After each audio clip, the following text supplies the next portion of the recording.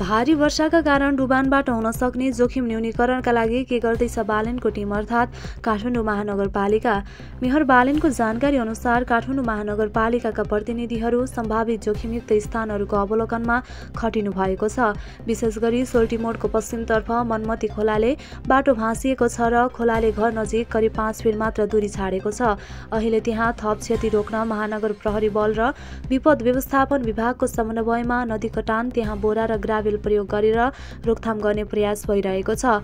यदि कुनै बस्तीमा डुबानको कारण समस्या भयो भने नजिकैको सुरक्षित विद्यालयमा सार्ने तयारी गरिएको छ। जोखिमयुक्त बस्तीलाई सावधानी अपनाउन अनुरोध गरिएको छ।